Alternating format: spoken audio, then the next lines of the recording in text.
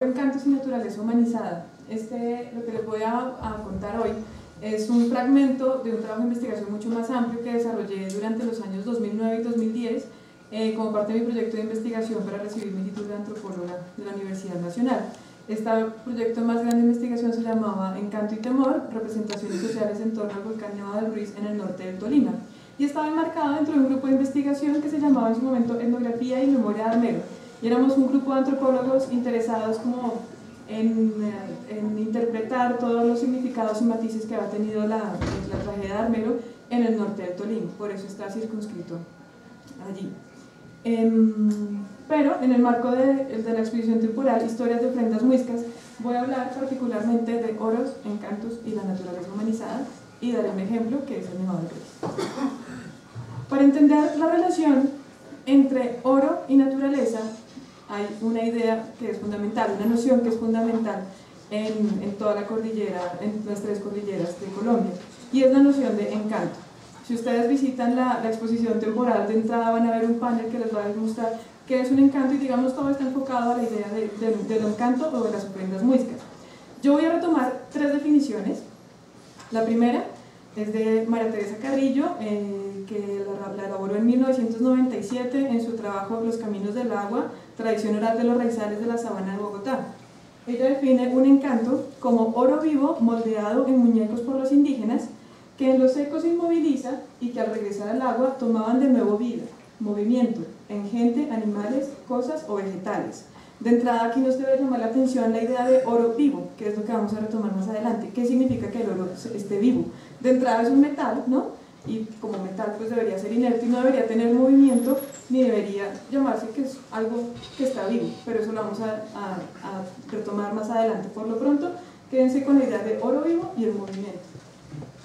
Jorge Morales, también profesor de antropología de la Universidad de los Andes, en su artículo Los encantos, escenarios de relaciones interétnicas, en el año 2001, menciona que los encantos hacen relación a poderes de los indios prehispánicos y del tiempo de la conquista española que residen en lagunas, ríos, cerros y zonas montuosas especialmente. Los encantos indígenas por lo general son tesoros de oro. Entonces aquí nuevamente retomamos la idea de que un encanto básicamente es una pieza de oro, pero aquí además nos agrega algo, y es que estos encantos o tesoros de oro residen en lagunas, ríos, cerros y el monte, mejor dicho. Eso también es importante. Una manera como las poblaciones campesinas reconocen un encanto es como una figura de oro, puede ser, o como un ser que se ve dorado o que resplandece color dorado. Si es un ser que resplandece color dorado, generalmente van a ser hombres, mujeres o niños con cabellos dorados y que emanan una luz dorada. Eso puede ser un encanto, pero también se hablan de encantos como figuras zoomorfas que aparecen en estos sitios, y generalmente se hablará de gallinas con sus pollitos que son vivos, es decir, esta es una representación, estas son piezas del Museo del Oro, pero pues una representación del tipo de animales que encarnan los encantos. Entonces pueden ser gallinas con sus pollitos, o pueden ser patos nadando en una laguna, o pueden ser venados de oro, o generalmente serpientes, si se ve el encanto en un curso de agua. Abajo tenemos un tunco, que es un tipo de ofrenda muisca. En el 2008, el profesor Luis Alberto Sales, que yo creo que aquí algunos lo conocen, definió de una definición, me parece concreta y muy clara, de lo que es un encanto, ya habiendo retomado también los estudios de Carrillo y de Morales y de otros estudiosos en el tema. Y él concretamente dice: un encanto es una figura de oro o dorada que tiene vida propia. ¿Listo? Ahora bien, si la definición de un encanto es que es una figura de oro que tiene vida propia, debemos preguntarnos ¿qué nos está diciendo que el oro está vivo? Es decir, ¿cuáles son esos indicios de que el oro está vivo y de que no es una pieza inerte, un simple objeto de metal? Van a haber dos condiciones fundamentales. Una que ya la hemos mencionado, y es el movimiento, que mencionaba María Teresa Carrillo. Los encantos se mueven, y se mueven de dos maneras. Una en crecientes de agua, y otra en derrumbes de tierra, o también llamados volcanes en la población campesina. Entonces usted le pregunta, una persona, usted le puede estar hablando de un encanto y le dice como, claro, es que ya se movió una huaca, eso hubo una creciente y eso fue la huaca que se movió. Entonces le dice como, momento, ¿esto qué pasa acá? Y es justamente los encantos que son esquivos y se mueven. Ahora vamos a hablar del temperamento, que es la segunda condición que nos demuestra que un encanto es oro vivo, y es que tiene temperamento. justamente lo que hacen estas piezas de oro es que son celosas y no se quieren dejar atrapar, entonces se corren justamente en crecientes de agua, en derrumbes, porque son celosos, ¿sí? Y son esquivos, no se dejan atrapar. Y dice, una pieza de metal, ¿cómo puede tener temperamento y cómo puede tener movimiento? Estos son indicios de que el oro está vivo, y particularmente el oro que está vivo será el oro prehispánico. En mi tesis de investigación yo traté de resumir todo este sistema de la siguiente manera, y lo voy a leer como para que quede un poquito más claro. Este sistema de creencias considera que la riqueza enterrada, tanto en tierras como en cantos, está viva y se mueve en crecientes de agua o en volcanes. Es una entidad esquiva, celosa, que no se deja atrapar a menos de que alguien conozca el secreto, que generalmente consiste en arrojar al tesoro sal, orina, saliva o agua bendita, todos líquidos salinos, para detenerla o inmovilizarla mientras ésta se desplaza en una creciente de agua o en un derrumbe de tierra. Tengan en cuenta por lo pronto la idea de inmovilizar a la pieza de oro mediante líquidos salinos, que vamos a retomar más adelante. Ahora bien, hay que hacer una distinción en este momento, y es entre encanto y encantado. Un encanto, ya dijimos, es una figura de oro que tiene vida propia, pero un encantado será, generalmente hay dos tipos de encantados. Un accidente del paisaje que contiene dentro de sí un encanto, generalmente son cerros, lagunas, o cuevas, o quebradas, o cursos de agua, y está encantado porque contiene dentro de sí oro, y es oro vivo. Este oro tendrá el poder de transmitirle su vida a aquello que lo contiene. En esta medida, la laguna o el cerro o aquello que lo contenga tendrá vida propia también, y más adelante vamos a ver en qué se manifiesta esta vida.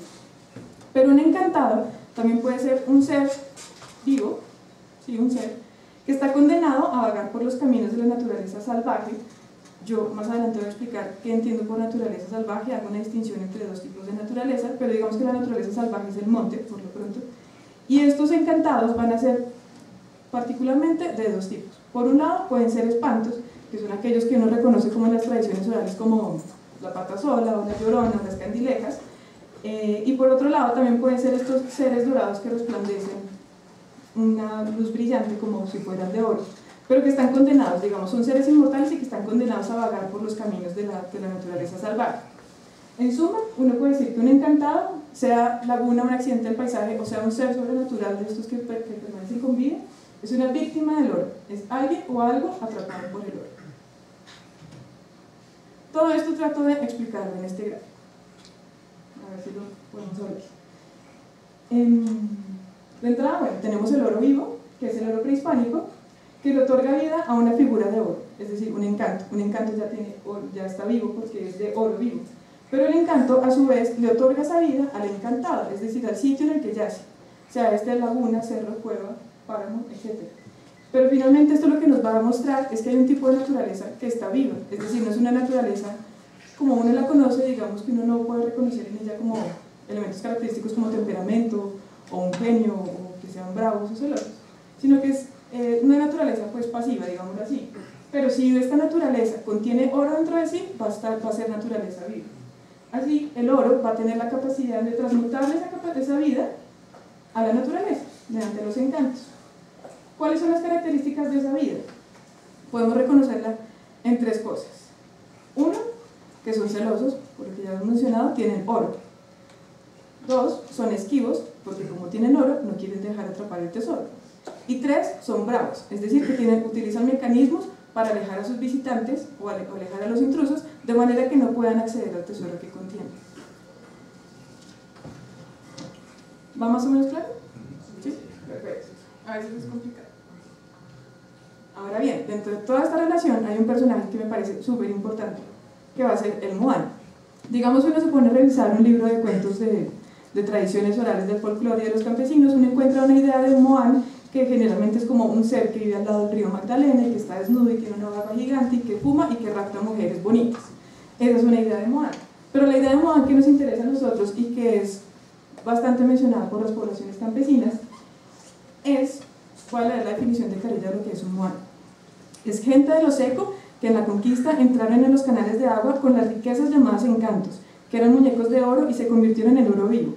Al entrar en esos canales adquieren poderes que les da la riqueza, como manipular las aguas para viajar por los cielos en caminos creados y jamás envejecer por vivir a una velocidad de tiempo mucho más lenta que la de la gente de lo seco.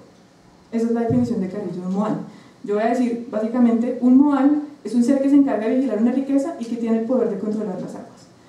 Cuando ocurre una creciente de agua y la gente dice como eso fue una huaca que se corrió o el encanto que se fue, generalmente también van a hablar, en otras ocasiones van a hablar de un moán que se corre con sus riquezas. Es un moán que tiene la capacidad de generar una creciente de la nada y moverse por ella con sus riquezas, y que además va a poder pasar o moverse desde un cerro a otro. Generalmente un moán vive en un cerro también y se puede mover entre cerros mediante los canales de agua y mediante las crecientes. Lo cierto es que las poblaciones campesinas reconocen a los moanes como si fueran personas comunes y corrientes. Entonces uno le pregunta, bueno, ¿y cómo es el moán? Y generalmente van a decir, es un hombre mayor de edad, un viejito con ruana y sombrero, fumando tabaco, que baja de un cerro para hacer mercado y que paga con monedas de oro. En todo el altiplano y desde Santander hasta Nariño puede ser, las definiciones de o las características de un moán van a variar, pero generalmente hay varias cosas que lo identifican como tal. Uno, es una persona que está fumando tabaco. Dos, baja a hacer mercado a distintas poblaciones, solamente se le ven los días de mercado y aparece y desaparece indistintamente, es decir, puede aparecer de vez en cuando y otras veces no. Y tercero, sus intercambios los hace mediante monedas de oro. ¿Quién se convierte en un moán? ¿O cómo hace una persona para convertirse en un moán? Hay dos condiciones. Una, es una persona que ha sido reconocida por tener una excesiva riqueza, es decir, un millonario. Y la otra condición es que es anegado forzosamente por otro moán. Generalmente los moanes, lo que ocurre con los moanes es que, o con las personas antes de convertirse en moanes, es que por su excesiva riqueza se convierten en personas ávaras y soberbias. Generalmente entonces esta avaricia y esta soberbia son castigadas por otro moán que ya existe previamente y la manera como lo anega y lo convierte en un nuevo moán, más o menos por decirlo así, es que forma una creciente de agua que arrasa con sus riquezas y en ese momento la persona soberbia y avara se convierte en un moán, pero se fusiona con el mismo, con el que lo negó, con el que lo convirtió, y se convierten en un solo moán. Eso va a ser importante para hablar más adelante sobre la naturaleza humanizada, no lo olvido.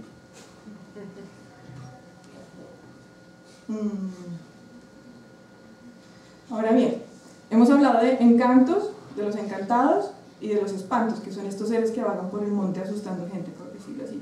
Esto lo que nos da cuenta es que existe un tipo de naturaleza salvaje, que ya les había dado como unos indicios, versus una naturaleza que podríamos llamar domesticada. La naturaleza domesticada básicamente es aquella que ha sido cultivada y que es habitada por seres humanos, es decir, uno tiene su chagra y en esa tierrita no pasa absolutamente nada. Digamos, esa es la naturaleza ya domesticada. Pero existe esta otra naturaleza, que es la naturaleza salvaje, que generalmente la gente la llama como el monte. El monte es aquello que ha sido impenetrado todavía por los seres humanos y es allí donde residen los encantos, los encantados y los espantos. Pero ¿qué pasa? Si usted es una persona común y corriente y quiere atrapar un encanto, ¿qué debe hacer? Domesticarlo. ¿Y cómo lo domestica? Ya lo hemos mencionado, mediante líquidos salinos, sean estos orina, sal, agua bendita o saliva. Esto va a ser muy interesante porque, digamos, es una representación, el hecho de aplicarle sal o algún líquido salino a estos elementos que son de oro prehispánico o que son objetos indígenas, lo que es un tipo de representación del bautismo, por decirlo así. Es decir, es como colonizar o como cristianizar a lo que no ha sido cristianizado, por decirlo de una manera. Solo cuando ocurre ese proceso, el oro indígena va a perder su naturaleza y se va a quedar quieta y va a poder ser atrapada. Eso es interesante también, deben tenerlo en cuenta. Todo esto lo que nos va mostrando justamente al hablar de naturaleza domesticada versus a una naturaleza salvaje es que hay una naturaleza que debemos interpretar, que es esta naturaleza salvaje. Yo he llamado a mi indagación, o una parte de una de las conclusiones de mi indagación, de la naturaleza humanizada. Como les contaba al principio, empecé a hacer este trabajo en medio de una investigación sobre la tragedia de Armero, y esta foto para mí es básica para que ustedes entiendan por qué estoy aquí hoy y hablándoles de esto. Esta fue la primera vez que subimos al Nevado de Ruiz, en una salida de campo, y justo antes de tomar esta foto el nevado estaba absolutamente tapado, es decir, uno tenía que hacer un acto de fe para creer que el nevado estaba allí. Entonces los vaqueros nos decían, ahí está el nevado, y yo decía, pero yo no veo nada, y dice, es que no se deja ver. Entonces uno dice, ¿cómo así que no se deja ver? Y dice, esperen nomás que es que ahorita no se deja ver. Entonces yo como, bueno, Luego nos decía, tienen que conservar el silencio, no se pueden reír ni decir absolutamente nada, porque si no se queda tapado. Entonces ahí uno empieza a ver como que hay una cuestión extraña en la manera como se percibe el nevado. Efectivamente, tratamos de conservar silencio e inmediatamente la nube desapareció y se empieza a ver el nevado del Ruiz. La naturaleza humanizada, en el caso concreto del nevado del Ruiz, es decir, existen más ejemplos, pero el que yo conozco particularmente es el nevado del Ruiz. La naturaleza humanizada tiene que ver con esta idea de concebir una naturaleza como si tuviera vida propia o como si tuviera temperamento. Van a haber varias condiciones que nos van a demostrar que una naturaleza, o que nos van a mostrar cómo el nevado del Ruiz se puede circunscribir dentro de esta noción de naturaleza humanizada. Lo primero es que tiene temperamento. ¿En qué se ve este temperamento? Como lo ven en esta foto, que fue que el nevado del Ruiz no se dejaba ver, y ya después de que nosotros mostramos respeto al territorio, sí se dejó ver. Entonces de entrada uno dice como, es decir, el nevado del Ruiz decide a quién o a quién no recibe en su territorio. Pero además se reconoce, es decir, uno hablando con las personas reconocen que el nevado del Ruiz también es un encanto o es un encantado porque contiene dentro de sí oro y tiene tesoros. Entonces el nevado del Ruiz también va a ser celoso, al igual que el oro vivo. Y es que no va a permitir que se le acerquen personas extrañas que tengan la intención de conseguir sus riquezas. Por otro lado, el temperamento también se va a ver en que el nevado del Ruiz es un ser bravo. ¿Y en qué se ve que es bravo?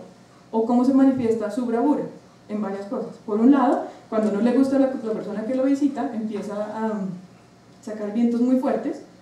Otra manera es empezar a granizar o a chapolar, como lo llaman allá, o empieza a llover, o baja la nube, dicen ellos, pero es que se llena de neblina el sitio, y empieza a hacer sonidos, que ellos llaman bufar. Entonces un sonido como que inmediatamente lo espanta a uno, es decir, no quiere estar ahí más. Esos son los mecanismos que usa el nevado del Ruiz para mostrar su bravura y para alejar a los intrusos y para proteger su riqueza, finalmente, que esa es la intención de cada encanto o de cada encantado. Y otra característica es que el nevado embolata, o los cerros bravos, podríamos decir. ¿En qué consiste el embolate? Un vaquiano o la persona más experta puede conocerse de pe a pa los caminos del nevado, pero de repente si tiene alguna actitud que al nevado no le gusta, el nevado simplemente le hace perder el camino. Esto va a tener que ver con espantos, pero pues no tengo tiempo para mencionar, pero es interesante. Entonces, otro mecanismo que tiene el nevado para alejar a sus visitantes va a ser embolatándolo, es decir, haciéndole perder el camino.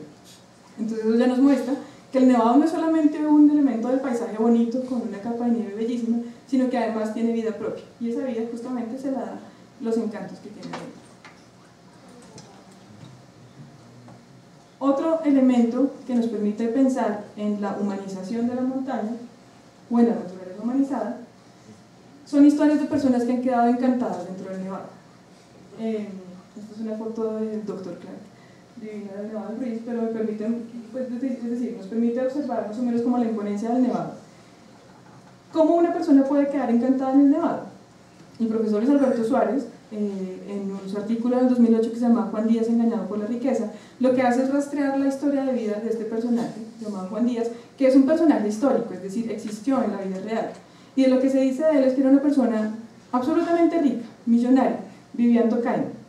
Y que un día, hay varias versiones de la historia de cómo quedó encantado, pero una de ellas dice que Juan Díaz estaba en su casa, llegaron dos personas pobres a pedirle posada o a pedirle que les diera algo de comer y Juan Díaz se niega. Estos personajes son sus papás, pero no lo reconocen. Finalmente, estos personajes lo maldicen por todas sus riquezas y por su avaricia y por su soberbia, y Juan Díaz dice las palabras claves: ni Dios ni nada podrá quitarme toda la riqueza. Inmediatamente, el Muando de Tequendama forma una creciente impresionante y arrasa todas las riquezas de Juan Díaz y se lleva a Juan Díaz, convirtiendo a Juan Díaz en el Muando de Tequendama. Por eso les mencionaba que es importante mantener la idea del Muando. Pero si usted recorre el norte del Tolima, también le van a decir que el Nevado del Ruiz es Juan Díaz. Entonces uno dice, un momento, y le dicen efectivamente, es que el Nevado es Juan Díaz. Esa es una historia o un tipo de ejemplo de cómo una persona puede quedar encantada en una montaña y cómo una montaña se humaniza, por decirlo así. Ahorita vamos a mostrar otros ejemplos. Pero otra historia que es recurrente también en el norte del Tolima es, ya no se va a hablar de Juan Díaz, sino que se va a hablar de Juan Ruiz. Juan Ruiz también va a tener varias historias, pero una de ellas es que es un hombre que camina por los caminos del páramo y decide encantarse a sí mismo y convertirse él mismo en un nevado. Entonces algunas personas usan el nombre de Juan Díaz o usan el nombre de Juan Ruiz, pero lo curioso y lo más llamativo es que las personas reconocen en el nevado a una persona, Es decir, no lo reconocen como un elemento del paisaje, sino que realmente dicen, es una persona que está embejucado, hoy está bravo, o hoy está de buen genio porque se deja ver toda su nieve. Las historias de personas que quedan encantadas en montañas es muy recurrente en las tradiciones orales andinas. Digamos que aquí en Colombia eso ha sido muy poco explorado. Digamos, cuando yo empecé a ver personajes que hubieran quedado encantados en montañas, o montañas que fueran seres humanos, o seres humanos que fueran montañas, pues en realidad no encontré mucho, pero usted se puede explorar en Bolivia y en Perú, y eso es una cuestión que ya ha sido bastante explorada y que ya tiene, digamos, recopilaciones de todas las historias y de todas las formas como una persona puede quedar encantada en un nevado. Dice, quiero leer esta parte, dice María Eugenia Petit-Brul en su libro Naturaleza y Desastres en Hispanoamérica, la visión de los indígenas. Ella sí hace un estudio muy juicioso en toda Latinoamérica. Dice, al propósito de las personas que quedan encantadas en las montañas: los protagonistas se ven enfrentados a las bajas pasiones humanas expresadas en conductas como la reprobación de la comunidad, la envidia, la ambición, etc. Todo lo anterior lleva a que los personajes aludidos terminen sus días convertidos en volcanes, piedras o encerrados en cuevas y montañas. Que va a ser un poco el caso de Juan Díaz, digamos que por su soberbia es castigado, se convierte en Moán y queda encantado en el Nevado del Ruiz, y va a ser el Nevado del Ruiz. Justamente los rasgos de las bajas pasiones humanas que convierten a las personas, a este tipo de personas que, digamos, deben ser castigadas por sus comportamientos, se ve en este ejemplo, y va a ser el tercer indicio de cómo una naturaleza puede estar humanizada, y son las parejas de montañas. Creo que aquí en Colombia todavía no lo hemos explorado tampoco mucho. Y es reconocido que hay cerros machos y cerros hembra, o montañas hombre y montañas mujer, que además son pareja y a veces tienen hijos. En el caso del Nevado del Ruiz, el Nevado del Ruiz viene a ser el hombre, el Nevado Santa Isabel es la mujer, y hay otros picos nevados pequeños como el Nevado del Cisne que se convierte en su hijo. Y de hecho estas parejas tienen historia, y tienen historia de cómo quedaron convertidos. Esto, por ejemplo, me lo mencionaron durante el trabajo de campo, me lo relatan en Murillo. Dicen que esos eran una pareja, esos eran, yo no sé, esos eran los que contaban, por ejemplo, mi mamá, que era un matrimonio y era Santa Isabel y el Ruiz, y el Cisne era el hijo de ellos, pero yo no sé si eso era cierto. Y yo le pregunto, o sea, que ellos eran personas, y me dice, yo no sé, de más. Eso decían que es que el Ruiz y el Santa Isabel le quitaban la piel a las vacas, y esos animales corrían y que ellos muertos de la risa, gozaban de ver esa crueldad. Eso era lo que contaba mi mamá. Digamos, este es un claro ejemplo de cómo estas bajas pasiones o estos tipos de comportamientos reprochables son castigados convirtiendo a estos seres humanos en montañas. La siguiente imagen muestra claramente eso. Esta imagen es tomada del libro Los perros mágicos de los volcanes, escrito por Manuel Arrieta en 1990, y estos van a ser los volcanes Chaparrasquique y Tecapa en El Salvador. Ejemplos de este tipo de matrimonios de montañas vamos a ver también en Bolivia, que van a ser, hay 1000, pero voy a mencionar algunos, para mencionar que, digamos, es una cuestión que aparece en todo el área andina. En Bolivia podríamos mencionar a Sanaque, que va a ser el hombre, y a Tunupa, que es la mujer. En Ecuador, al volcán Cotopaxi, y a Tungurúa, que va a ser la mujer. Y en México, yo creo que ustedes lo han visto, al Popocatépetl es el hombre, y el Iztaccíhuatl es la mujer. Una tercera característica de la humanización de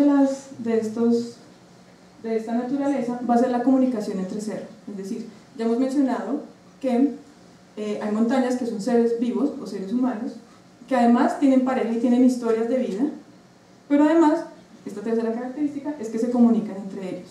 ¿Cómo se comunican? A través de túneles subterráneos, que además generalmente pueden ser también vigas de oro. A propósito de una salida de campo, recientemente había ocurrido un temblor muy fuerte, que me dio a mí para preguntarle un montón de cosas. Esto me lo mencionaron en Murillo, doña Daisy Fandiño, y me dice, yo sí lo sentí y fue fuerte, habla del temblor. Pero lo primero que pensé era que era el nevado. Yo dije, eso es el nevado. Como dicen que los nevados tienen un túnel por debajo y que cuando tiembla es que los nevados se están hablando. Entonces esto también es un ejemplo de la comunicación entre los nevados, entre las montañas humanizadas, diría yo. Ahora, estas 4 características Es decir, que las montañas, o que menos en este caso, el Nevado del Ruiz tiene temperamento, que es una persona encantada que ha sido castigada y que se convierte como tal en el Nevado del Ruiz, que hay parejas de montañas como el Nevado del Ruiz y el Santa Isabel y que se comunican a través de túneles subterráneos. Lo que nos muestra, eso es lo que quiero sustentar, y es que hay una naturaleza que yo la concibo como humanizada. Uno puede hablar de naturaleza viva, pero uno también puede hablar de naturaleza humanizada. Es decir, naturaleza viva pueden ser las lagunas bravas, que como manifiestan su bravura, que empiezan a subir de repente el agua sin ningún tipo de explicación física, empiezan a subir el agua para alejar a sus visitantes, y de repente el tipo que se acercó ve que tiene el agua en la rodilla, y eso evidentemente es una muestra de que la laguna quiere que se vaya. Pero eso simplemente es un ejemplo de una naturaleza que está viva.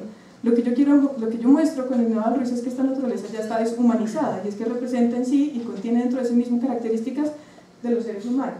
A mí me parece que esta imagen, por ejemplo, condensa todo eso.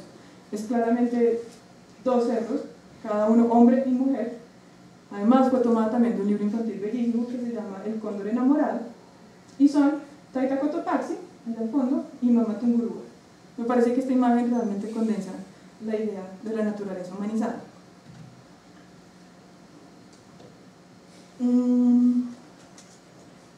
Revisando un poco mi trabajo de investigación para poder hacer esta charla, me quedé pensando en qué es lo que hace que el oro sea un elemento tan poderoso. Es decir, volvamos atrás un poco.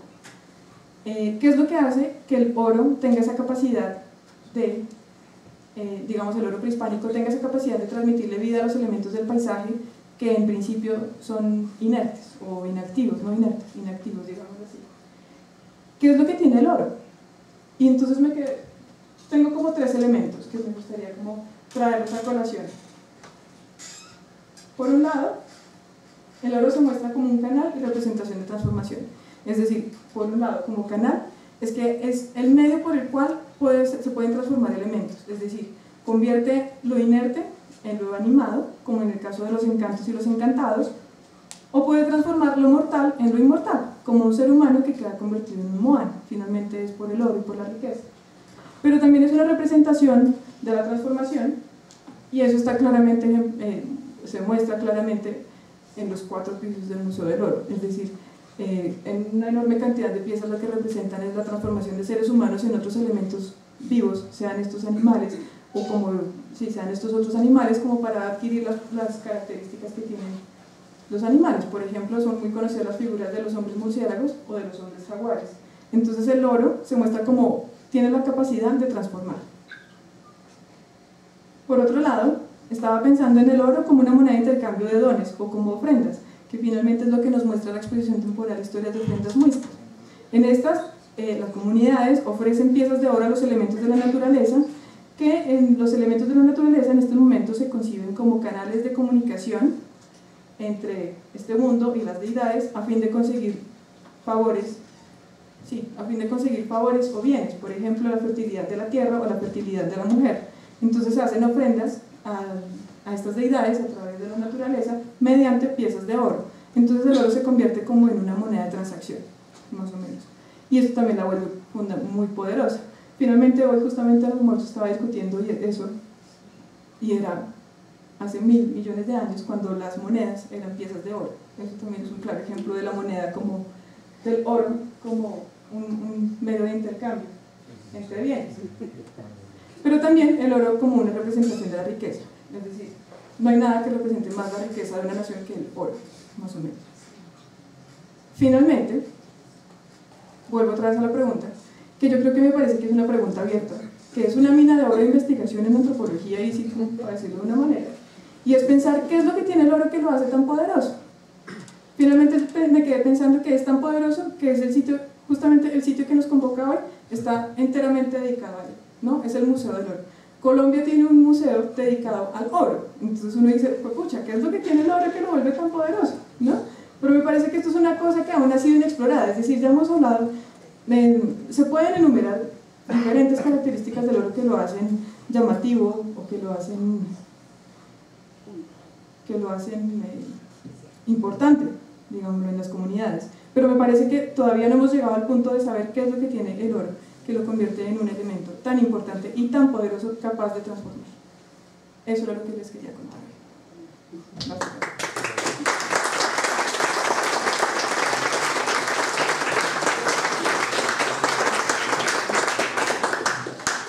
Si alguien quiere hacer preguntas, por favor, es el momento, ¿sí?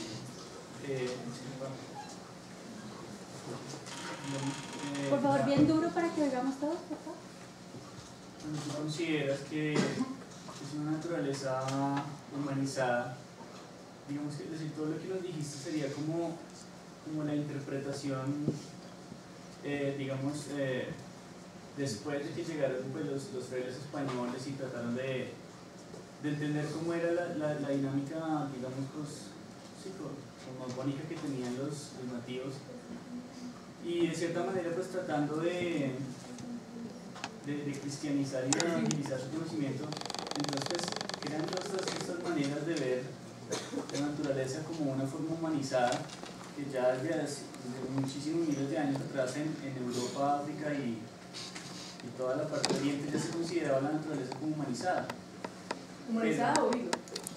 Humanizada. Porque aquí realmente hay muchos indicios de que pues, nuestros nativos, es decir, no existe una diferencia realmente entre naturaleza y humano. ¿Sí? Exacto, sí. Entonces, lo que no entendí bien cuando dices que, o sea, como que no queda claro el enfoque cuando tú haces el título y dices como oro, naturaleza humanizada, ¿cómo es? Oro, encantos y naturaleza humanizada. Sería una interpretación desde la interpretación que hicieron los españoles, los foráneos, a diferencia del sentido, digamos, del oro, de la naturaleza y, digamos, de la importancia, como dices tú, que no se sabe por qué es muy importante el oro, pues en nuestra cultura. Pero lo que no entiendo bien es por qué hablas que la naturaleza humanizada es, digamos, a partir de la llegada de los españoles. Es precisamente la idea que se tiene del sitio en el que tú vives. Es decir, si se considera, bueno, cabe aclarar que cuando llegan los españoles acá tenían una lógica, digamos, de extracción y una lógica económica muy diferente, digamos, al manejo que se le daba aquí a la tierra. El manejo que se le daba aquí a la tierra no era una cuestión de extracción, sino era una cuestión de dar y recibir. Sí. Tú mencionas a los pagamentos que hacían los indígenas, que precisamente trata de, tú recibes algo de la tierra, pero también tienes que dar algo. Y entonces, la naturaleza no se convierte en una parte humanizada, o sea, digamos como el hombre como centro, sino la naturaleza como el centro o como la manifestación de algo mucho más grande, que es lo que nos une a nosotros con la naturaleza. O sea, ahí no existe la brecha entre hombre y naturaleza que la psicología ha trabajado hace ya mucho y pues han habido muchas cosas sobre eso. Sí, claro, yo de hecho tengo mucho cuidado como en no crear como dualidades o como naturaleza versus cultura, digamos, detesto ese tipo de cosas. Entonces trato de evitarlo mucho y de hecho justamente lo que, digamos, tal como interpreto yo la naturaleza humanizada, un ejemplo de que no es a raíz, digamos, de la llegada de los españoles y de crear una dualidad o una separación entre la gente y su naturaleza, es, digamos, en mi indagación, ¿cómo puedo decirlo? Es claro que para las comunidades prehispánicas no había separación, ¿no?, entre ellos y la naturaleza, digamos, vivieron en una armonía, por decirlo así. Pero justamente estas comunidades también lo que hacen es como a estos elementos del paisaje se los convierte como en otro tipo de personas, justamente, ¿no? Se convierten en deidades que habitan en los elementos del paisaje y que se comunican a través de ellos, o a través de mensajes, por ejemplo, que son las ofrendas. Entonces, para mí, digamos, viéndolo desde ese punto de vista, no me parece que haya como una separación entre la naturaleza y la gente. Y de hecho, algo que me pareció muy interesante haciendo este trabajo de investigación es que justamente llegaron los españoles y se dieron cuenta que las personas interpretaban a los elementos de la naturaleza como seres animados o seres vivos, ¿no? Y justamente lo son, pero como con seres con temperamento. Lo que hicieron los españoles fue colonizarlos, así como uno le aplica agua bendita o salvo orina a un encanto para detenerlo, lo que hacían estos personajes era también evangelizarlo o domesticarlo. ¿Y cómo lo hacían? Poniendo una cruz encima. Precisamente eso que tú dices cuando hablabas de los cerros, digamos, hembras y machos, pues eso, digamos, responde precisamente a la lógica del dar y el recibir que manejaban ellos en la cuestión de lo que es el poder masculino y el poder femenino, y lo difícil que es encontrar, digamos, ese tipo de manifestaciones en ese tipo de conocimiento como racionalizado, pues en artículos y todas las cuestiones acá. Y es que, digamos, aquí nomás está pues Monserrate igual, pues que se consideraba, lo curioso es que cuando tú miras que Monserrate pues es el masculino, la tradición, digamos, ya feminizada, y Guadalupe que sería el femenino, pero lo que hicieron cuando tú dices el poner la cruz precisamente como bloquear esa manifestación de naturaleza como de tú a tú con el hombre. Entonces, de hecho, Monserrate se llama Tensacá y representa a la mujer, y Guadalupe, pues el nombre es Guafá y representa a lo masculino, por las formas como ellos consideraban. Y cuando se coloca una cruz y además se cambia sexualmente la lógica, entonces ahí se produce colonización y esa ruptura de la naturaleza con el hombre. Exacto, pero a mí lo que me parece muy interesante es que, digamos, a pesar de que a los cerros tutelares en los municipios los pongan una cruz, es que se siga reconociendo que es un cerro bravo. Eso a mí me parece súper interesante y es lo que muestra que las tradiciones, es que no quiero mencionarlo de esa manera, pero digamos tradiciones prehispánicas perviven hoy en día y perviven en las comunidades campesinas. De hecho, pues la historia de Monserrate Guadalupe yo la había escuchado también diferente, pero era con la peña, que era otro. Pero digamos, la manera como se construyeron la iglesia y el monumento a Guadalupe, pues también son historias muy interesantes que refieren temblores de las montañas que no se deben y tuvieron que tratar de construir el templo de Monserrate 1000 veces, hasta que finalmente